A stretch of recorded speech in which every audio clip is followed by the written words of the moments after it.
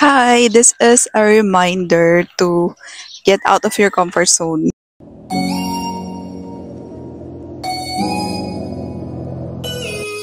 Actually, first time ko talagang mag-shoot dito sa labas at medyo nahihiya ako kahit wala kaming neighbor. Ano pang yung neighbor? Yung kapitbahay. Kahit wala kaming kapitbahay, medyo nahihiya ako mag-video. Pero today, kinonquer ko talaga yung fear ko. Mayayain talaga ako pagdating sa labas. Charot! I think tayo namang lahat. But this is a reminder nga to go outside. Kung may gusto kang gawin, try to do it as long na wala kang tinatapakang ibang tao. Ang ganda dito sa labas, guys. Bet na bet ko yung lightning dito sa labas. Tignan mo yung ano ko sa likod. Ang ganda, di ba? So, yeah. Yung mga aso kasi namin, pinakawala namin kada hapon. So, yan yung ginagawa namin kada hapon. So, yan silang dalawa. Yan, naglalaro silang dalawa. So, na-happy naman din ako. Na-happy kami pag happy sila. Para silang mga rabbit pag pinapakawalan sa hawla. Kailangan kasi nilang i-cage kasi pumapatay ng manok, kumakain ng buhay na manok. Last time, nakapatay to ng manok. Tapos hindi amin yung manok ha. Kaya talagang kailangan namin silang ikulong kasi ang daming manok dito. Pero okay naman sila, pinapakawalan namin sila morning, tapos hapon, tapos yan lang, minsan nasasad kami kasi nga nakikage sila. Pero malaki naman yung cage nila. Actually, hindi ko alam kung ano yung i-share ko, kwento ko. Basta gusto ko lang magkwento sa harap ng camera para matuldukan na yung fear ko. Ito talaga yung gusto kong gawin ever since before.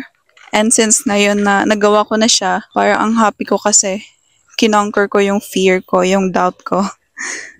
Kanino ko pa kasi siya iniisip, mag-shoot kaya ako sa labas, kahit ano lang, ma-start ko lang siya. For me, it's one of the best decision na mag-out sa comfort zone. Though, small steps lang naman siya, pero for me, it's big.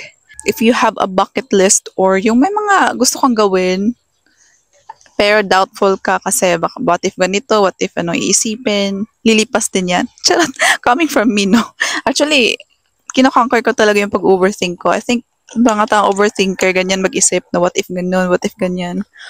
Pero yeah, I think may karapatan ako mag-advise kasi ginawa ko na yung outside sa comfort zone ko. So, yun lang naman. Welcome to my YouTube channel, by the way, and excited akong mag-upload everyday. Sana ma-consistent ko siya. Pero gusto ko lang may parang balikan ako.